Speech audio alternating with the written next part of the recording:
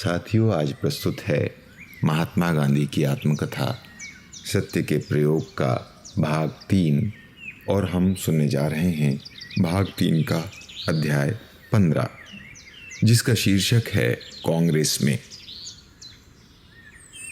कांग्रेस का अधिवेशन शुरू हुआ। पंडाल का भव्य दृश्य, स्वयं सेवकों की कतारें, मंच पर नेताओं की उपस्थिति इत्यादि देखकर मैं घबरा गया। इस सभा में मेरा पता कहाँ लगेगा, ये सोचकर मैं अकुला उठा। सभापति का भाषण तो एक पुस्तक ही थी। स्थिति ऐसी नहीं थी कि वो पूरा पढ़ा जा सके, अतः उसके कुछ अंश ही पढ़े गए। बाद में विषय निर्वाचनी समिति के सदस्य चुने गए। उसमें गोखले मुझे ले गए थे। सर फिरोज शाह ने मेरा प्रस्ताव लेने की स्वीकृति तो दे दी थी, पर उसे कांग्रेस की विषय निर्वाचनी समिति में कौन प्रस्तुत करेगा, कब करेगा, ये सोचता हुआ मैं समिति में बैठा रहा। हर एक प्रस्ताव पर लंबे लंबे भाषण होते, सब अंग्रेजी में। हर एक के साथ प्रसिद्ध व्यक्तियों के नाम जुड़े होते। इस नक्कार खाने में मेरी तूती की आवाज़ कौन सुनेगा। ज्यों ज्यों रात बीतती जाती थी, त्यों त्यों मेरा दिल धड़कता जाता था। मुझे याद आ रहा था कि अंत में पेश होने वाले प्रस्ताव आजकल के विमानों की गति से चल रहे थे। सब कोई भागने की तैयारी में थे। रात के 11 बज गए थे। मुझ में बोलने की हिम्मत न थी। मैं गोखले से मिल चुका था और उन्होंने मेरा प्रस्ताव देख लिया था। उनकी कुर्सी के पास जाकर मैंने धीरे से कहा, मेरे लिए कुछ कीजिएगा। उन्होंने कहा, आपके प्रस्ताव को मैं भूला नहीं हूँ। यहाँ की उतावली आप देख रहे हैं, पर मैं इस प्रस्ताव को भूलने नहीं दूंगा। सर फिरोज शाह बोले, कहिए, सब काम निपट गया ना? गोखले बोल उठे, दक्षिण अफ्रीका का प्रस्ताव तो बाकी ही है। मिस्टर गांधी कब से बैठे राह देख रहे हैं। सर फिरोज शाह ने पूछा, आप उस प्रस्ताव को देख चुके हैं? हाँ। आपको वो पसंद आया? काफ़ी अच्छा है। तो गांधी पढ़ो। मैंने कांपते हुए प्रस्ताव पढ़ सुनाया। गोखले ने उसका समर्थन किया। सब बोल उठे, सर्वसम्मति से पास। वाच्छा बोले, गांधी तुम 5 मिनट लेना।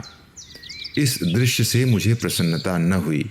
किसी ने भी प्रस्ताव को समझने का कष्ट नहीं उठाया। सब जल्दी में थे।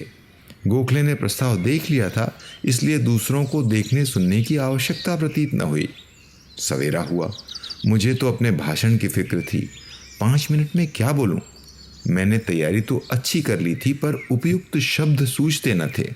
लिखित भाषण न पढ़ने का मेरा निश्चय था, पर ऐसा प्रतीत हुआ कि दक्षिण अफ्रीका में भाषण करने की जो स्वस्थता मुझ में आई थी, उसे मैं यहाँ खो बैठा था। मेरे प्रस्ताव का समय आने पर सर दीनशा ने मेरा नाम पुकारा। मैं खड़ा हुआ। मेरा सर चकराने लगा। जैसे तैसे प्रस्ताव पढ़ा। किसी कवि ने अपनी कविता छपाकर सब प्रतिनिधियों में बांटी थी। उसमें परदेश जाने की और समुद्र यात्रा की स्तुति थी। वह मैंने पढ़ सुनाई और दक्षिण अफ्रीका के दुखों की चर्चा की। इतने में सर दीनशा की घंटी बजी। मुझे विश्वास था कि मैंने अभी 5 मिनट पूरे नहीं किए हैं। मुझे पता न था कि यह घंटी मुझे चेताने के लिए 2 मिनट पहले ही बजा दी गई थी। मैंने बहुतों को आधा आधा पौना पौना घंटे बोलते देखा था और घंटी नहीं बजी थी। मुझे दुख तो हुआ।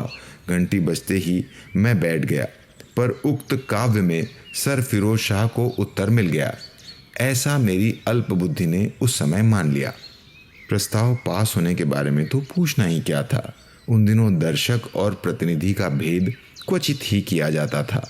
प्रस्तावों का विरोध करने का कोई प्रश्न ही नहीं था। सारे प्रस्ताव सर्वसम्मति से पास होते थे।